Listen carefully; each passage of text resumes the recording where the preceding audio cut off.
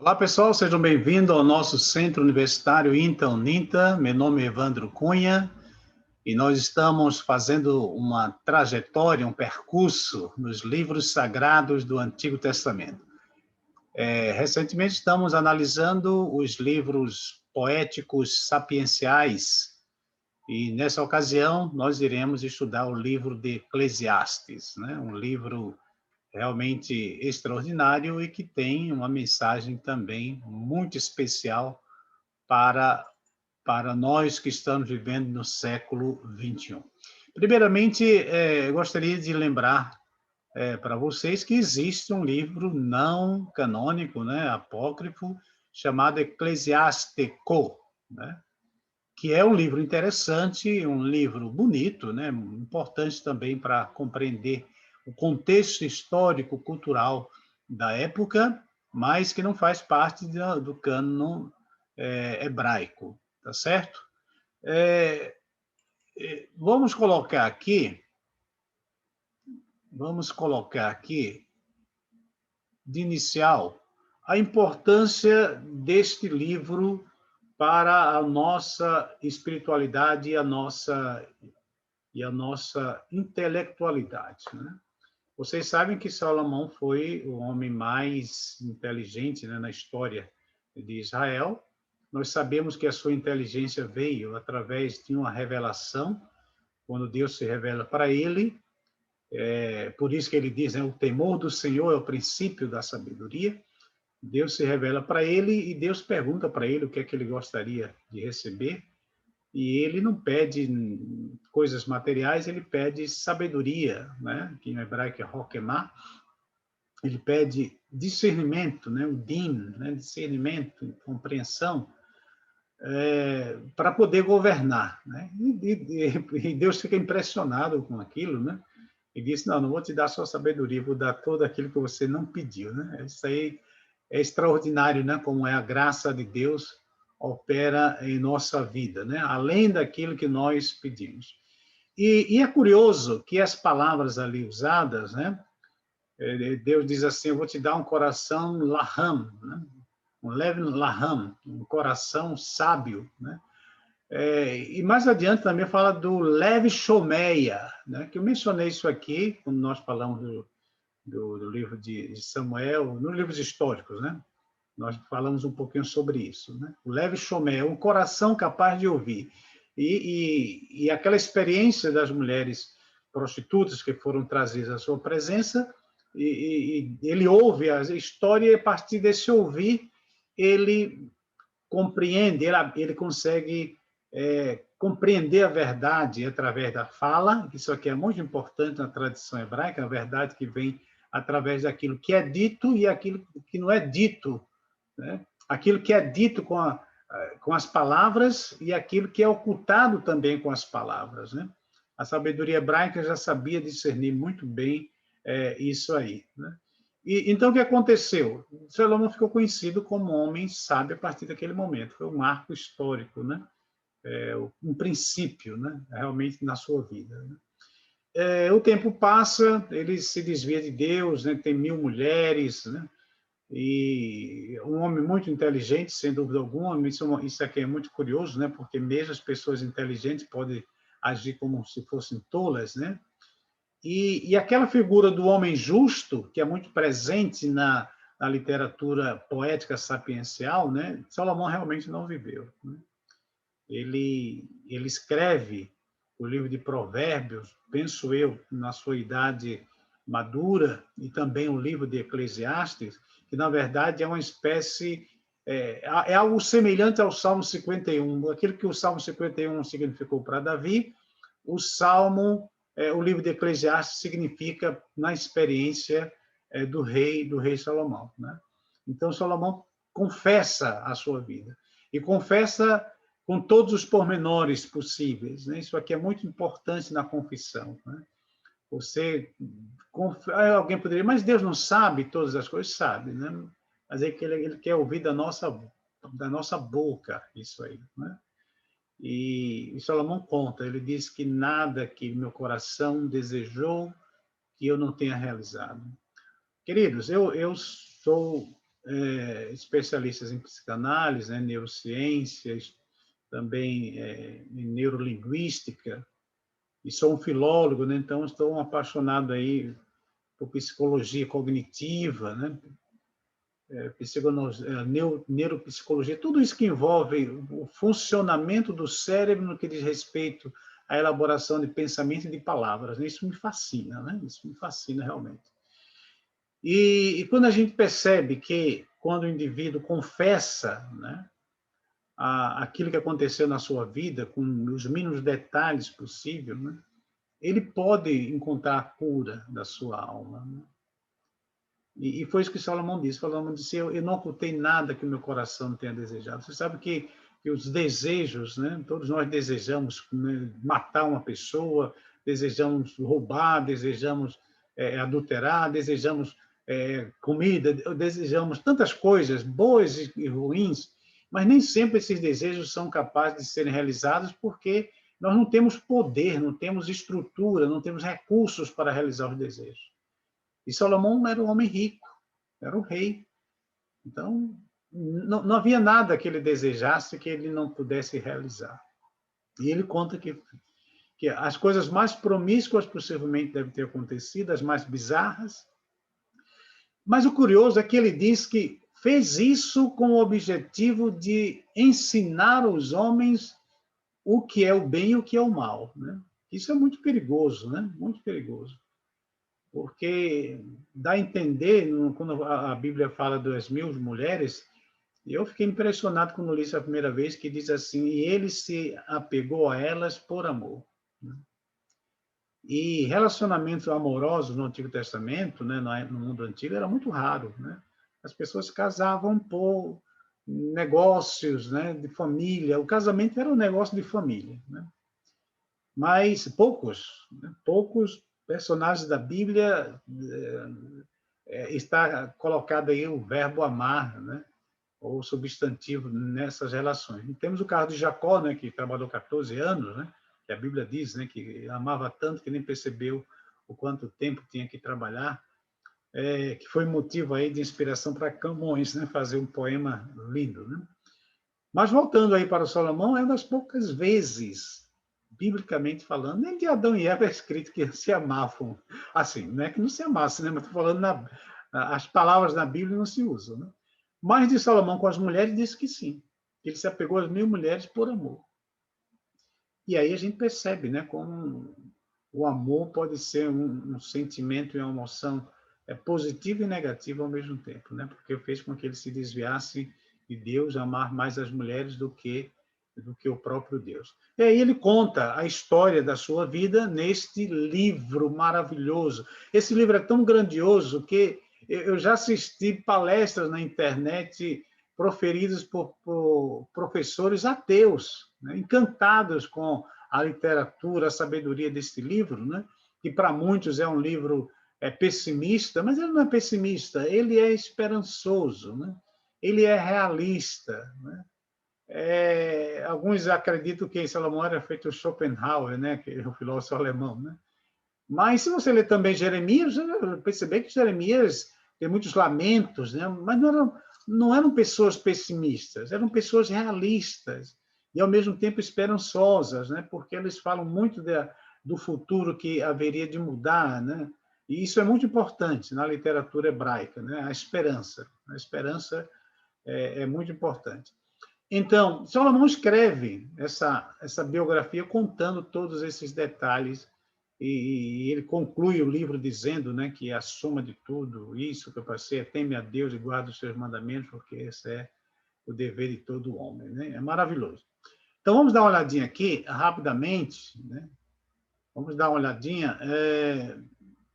Deixa eu aumentar isso aqui para ficar na gravação correta. Então, o livro de Eclesiastes, na verdade, né, o nome hebraico é Kohelet, né?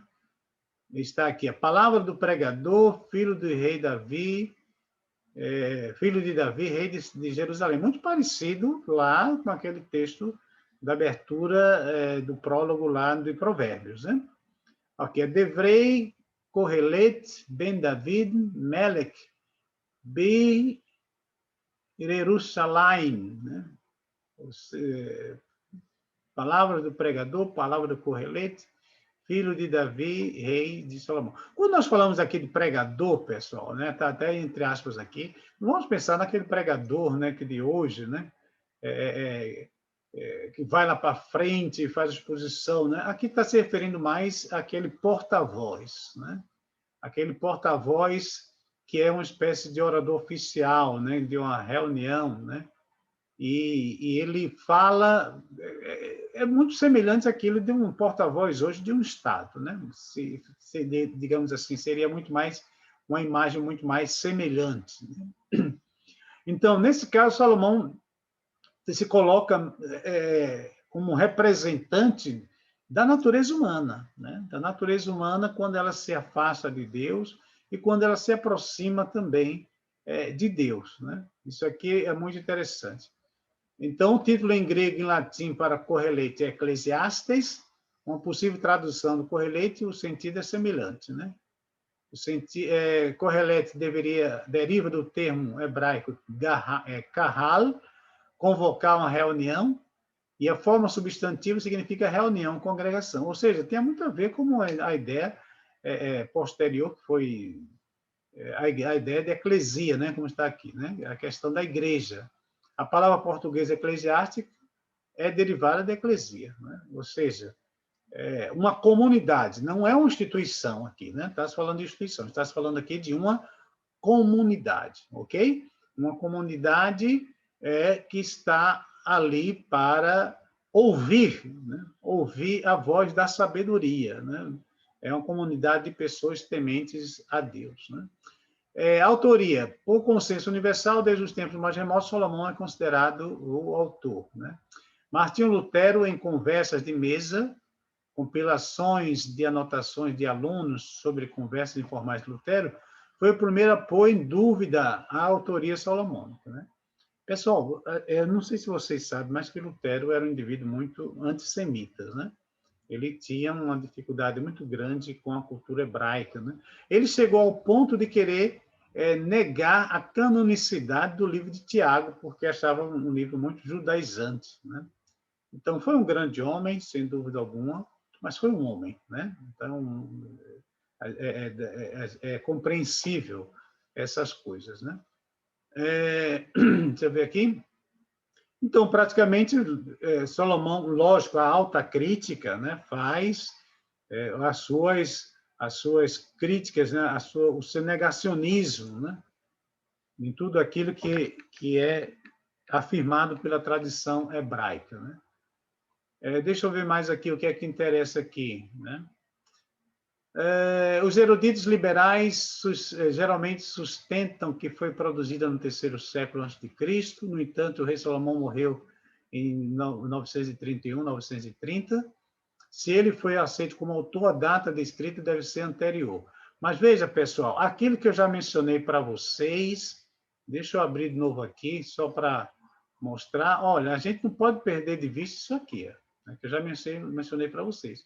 Uma coisa é o evento ocorrido, outra coisa é o evento registrado, e outra coisa é o evento editado, né? Outra coisa é o evento editado. Vou colocar até aqui embaixo para a gente não ter que estar... Ou seja, pode ser que o livro tenha passado por um processo de edição, né, depois da morte de Salomão. Isso aqui é uma coisa... Não tira em nada a beleza nem a autoridade canônica do livro, né? Eclesiástico está inserido no Migilot, né? Migilot são chamados 5 rolos, né? Ou livros variados, no caso, Cântico de Salomão, Ruth, Lamentações, Eclesiastes e Esther. Em segundo lugar, Eclesiastes é um dos últimos livros, um dos últimos 5 livros do cano hebraico. Eclesiastes, Esther, Daniel, Neemias e Crônicas. Pessoal, eu já mencionei para vocês essa questão da posição dos livros hebraicos e como isso tem uma ideologia hebraica, né? A Septuaginta tem um arranjo diferente e a Bíblia hebraica tem um arranjo também diferente. A comunidade de Qumran não havia bem isso aí, né? Porque estava dentro, né, de jarras, né? talvez, se tivesse encontrado jarras específicas, desse para a gente entender qual seria mais ou menos o arranjo. Mas, mesmo assim, é aquele negócio que a gente acha sempre estranho, o fato de Daniel estar aqui, entre esses 5 livros que compõem os escritos, né? Ao invés de estar lá no livro Entre os Profetas. Né? Então, basicamente, o livro, eu particularmente acredito que foi escrito por Salomão na época de Salomão e, possivelmente, algum tipo de edição ocorreu a posterior. Né? O contexto histórico. O cenário de Eclesiastes é claramente indicado no próprio livro. Depois dos 11 versos do prólogo, ocorre uma breve declaração de Salomão. Eu, o pregador rei de Israel em Jerusalém, o verbo hebraico fui, né, está no pretérito perfeito, a mesma forma que Salomão usaria na velhice para falar de uma reunião convocada. Eu fui. Como ainda era rei, fez uma declaração a respeito de sua experiência pessoal. Ele se refere não tanto a eventos históricos com os quais seus ouvintes estavam familiarizados, mas a sua busca pessoal por felicidade. Entende felicidade aqui por prazer. Né?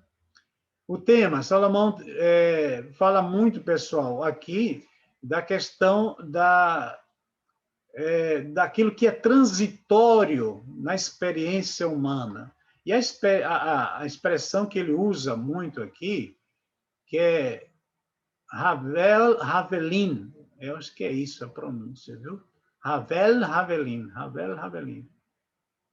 Deixa eu ver aqui, viu? Ele fala aqui, deixa eu ver aqui,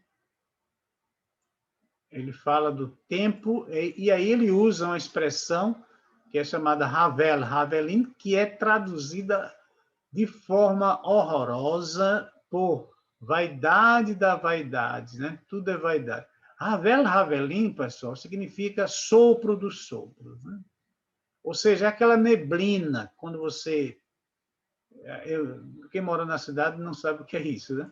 Mas quem já morou no campo ou passou um tempo no campo, quando você se acorda cedo, você percebe que tem uma neblina, né? Ali perto dos matos, né? Do campo, etc. Né? Então, é aquela neblina que Salomão está falando, né? É aquela neblina que Salomão está falando. Eles chamam ali do Havel. Ah, pronto, está aqui, encontrei. Né? Olha aqui, a Havel, essa expressão aqui. Eu estava procurando capítulo 3, capítulo 1. Deixa eu marcar aqui, viu?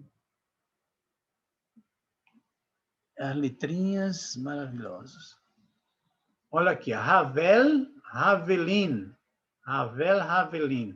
Isso aqui, pessoal, vaidade da vaidade. Aí traduzido aqui, a vaidade da vaidade. Meu Deus do céu. Essa versão aqui da Septuaginta traduziu melhor. Ó, aqui, vanit, né? Quer dizer, vaidade, mas ainda está a questão da... Só que aqui, no inglês, está mais a questão daquilo que é vão, né? Porque vaidade em português tem um sentido mais de vaidade mesmo, né? Pronto, olha aqui. Olha aqui. Everything is meaningless. Quer dizer, tudo é sem significado. Pronto, essa aqui está melhor. Né? Essa versão aqui está melhor.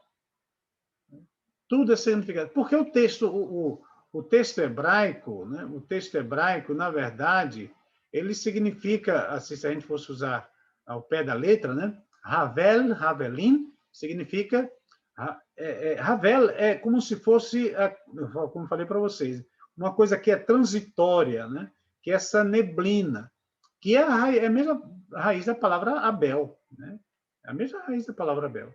E aí a gente percebe que Abel viveu um curto período de tempo, né?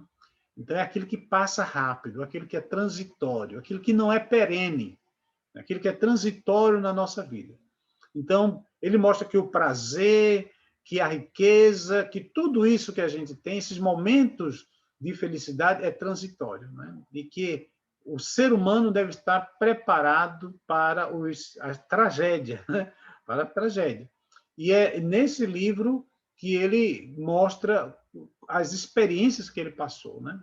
A questão do tempo, o homem diante do tempo, né? Saber lidar com o tempo, ele usa palavras diferentes, né, para tempo, né? Aqui, E isso é muito interessante, né? Deu um minutinho aqui, caiu aqui minha caneta, né?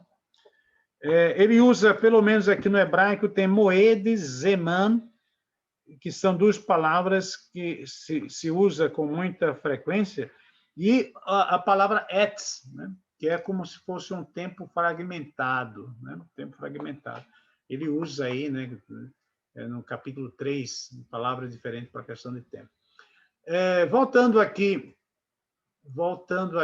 para aqui tá, a nossa projeção,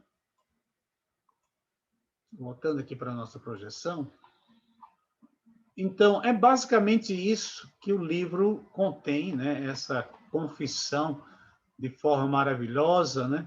Ora, ele diz ora ele fala muito mal das mulheres, né? Tem um momento aqui que ele fala muito mal das mulheres, mas ora também ele mostra a importância dela. Veja aqui, a futilidade da vida. Essa aqui seria mais a expressão, a melhor tradução para Ravelin, né? Seria essa aqui, a futilidade da vida.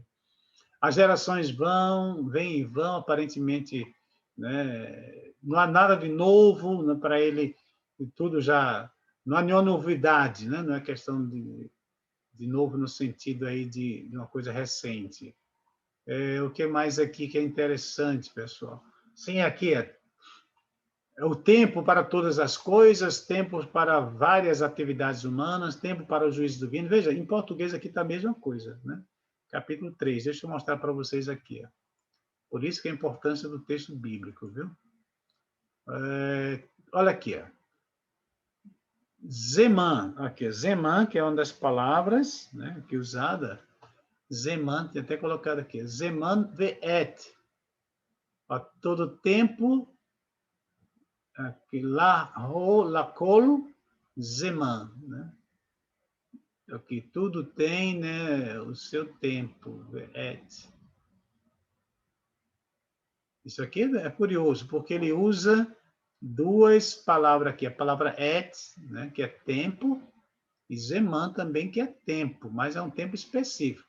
Aí diz aqui, tudo tem o seu tempo, o tempo específico, né, e há tempo fragmentado para tudo, né, tempo no sentido geral. Isso aqui é interessantíssimo. Aqui é zeman e etia. Zeman ve et.